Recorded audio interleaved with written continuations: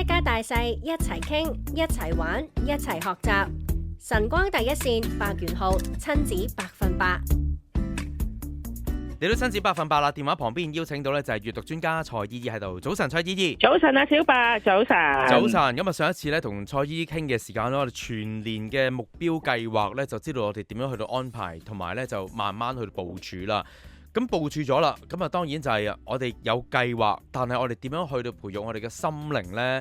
點樣去到令到我哋會習慣呢？就持之以恆呢？我相信呢個呢係一個好大嘅關鍵啦。閱讀專家嘅話呢，當然會用一啲書本呢，就做一啲嘅例子，去到令到小朋友就潛移默化變成咗會進步，係一個嘅習慣。咁樣我相信就係持之以恆嘅最有效嘅方法。因為呢，有目標梗係要實踐㗎嘛。係啊。最近呢，我就收到好多家長咧，就同我講，佢話：喂，其實咧，我有聽你收音機講，係要有目標，而且咧好啱使，因為咧我個小朋友咧，其實今年最大嘅目標咧，就係要刷牙。要刷牙先，做好呢一樣嘢先。冇錯，因為咧佢哋朝頭早咧刷牙就好乸西啦，因為趕住返學嘛。夜晚刷牙嗰陣時咧，又喺度咧玩牙膏喎。總言之咧，就唔係正正經經啦咁。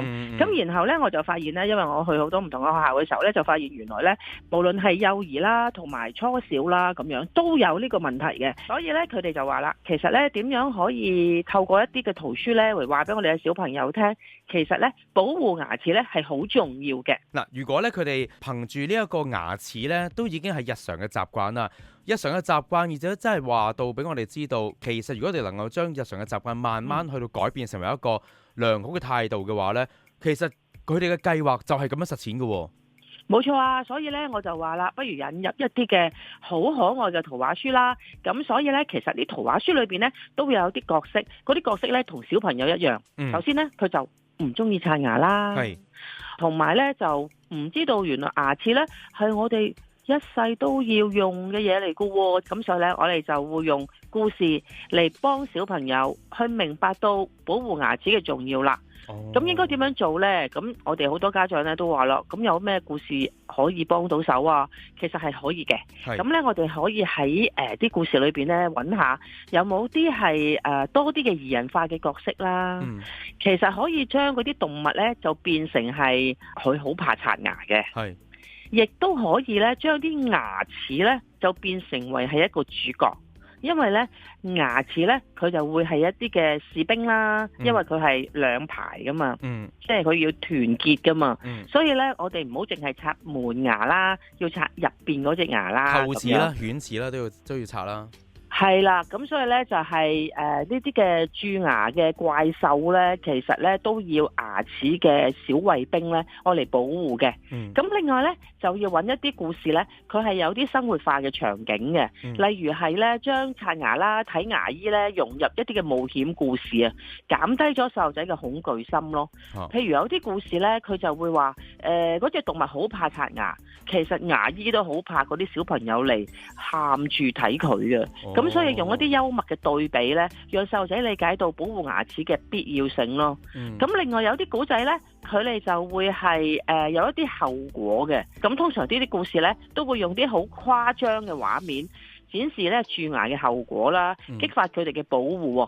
另外咧就係避免呢啲嘅可怕嘅情景咧，會發生喺自己嘅身上。嗱，我哋咧呢一集咧就最主要都係講翻我哋點樣去到實踐嗰個全年計劃啦。咁如果我哋有啲陋習啦，係想今年成為去到我哋嘅目標改進嘅話，咁刷牙的而且確係一個小朋友容易疏忽嘅，咁就揾翻一啲有關於咧就係牙齒相關嘅，譬如繪本又好啦，或者圖書咧就擬人化咗佢，令到小朋友就更加容易咧就改變一啲嘅習慣。咁但係如果我即係全年嘅計劃入邊有啲可能同自己學術上嘅成績上面有關嘅，咁我又有啲咩方法去到實踐我嘅計劃？有啲咩書可以幫到手呢？如果咧係同佢哋嗰個學業上啊，或者係佢哋嗰個習慣啊，嗰個良好嗰個學習動機嗰個習慣呢，咁我就會建議家長呢同小朋友呢多啲去講係一啲喜愛學習嘅圖書咯。喜愛學習嘅圖書其實呢就正正好似呢，我哋見到小朋友好怕刷牙啦，好擔心自己即係去見醫生嘅時候呢，好驚嗰啲聲音啦咁樣。咁喜愛學習呢，其實就係話俾小朋友聽，如果我哋要去學一樣嘢嘅時候，首先我要有好奇心啦，我要知道呢點解我要學啦。咁所以好多故事書裏邊呢，仍然都係用翻啲動物我嚟做主角，就係佢哋會探討書究竟我嚟做咩嘅呢？點樣可以睇呢？點解我要睇呢？嗱，正正呢，亦都有一啲嘅古仔書呢，係將小朋友呢話俾佢哋聽，就係話好多人以為睇咗本書，即係嗰隻好可愛嘅小鴨咁樣啦。佢將本書呢就夾咗喺嗰個翅膀嗰度，咁啊周圍行就以為自己係已經識咗本書嘅內容，其實佢係冇好好地讀嘅，咁搞出咗好多嘅大麻煩。所以透過呢一類嘅故事呢，小朋友就會發覺呢，就係正正我哋頭先講啦，我哋去揾書嘅時候呢，有冇一啲後果啊可以示範嘅，佢可以睇到嘅，就係話當你唔好好去學習，後果就會發生啦。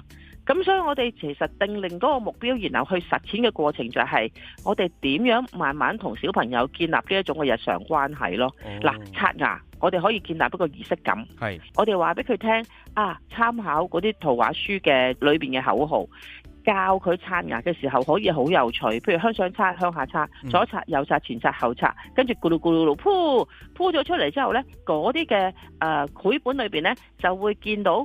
原來刷完牙你吐咗嗰啲即係污糟水出嚟呢，哇！你會變咗一個好靚嘅公主，或者你好中意食嗰個香蕉，變咗一條好可愛嘅香蕉咁樣。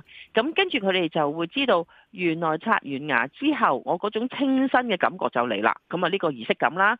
另外呢，如果我哋要令小朋友呢好想學習嘅，我哋更加要有一種正向嘅強化，即係話你如果好似呢一個動物咁，佢知道閱讀或者知道學習係幫自己好嘅，但係佢冇好好做，咁佢就有一個負面嘅效果啦。就好似你頭先所講，有隻鴨仔佢只係夾住本書，但係佢從來冇睇嘅。咁小朋友真係睇完之後都會明白啦。我淨係拎住本書，唔等於呢就係我會識嘅。其實大人好多時都會咁噶。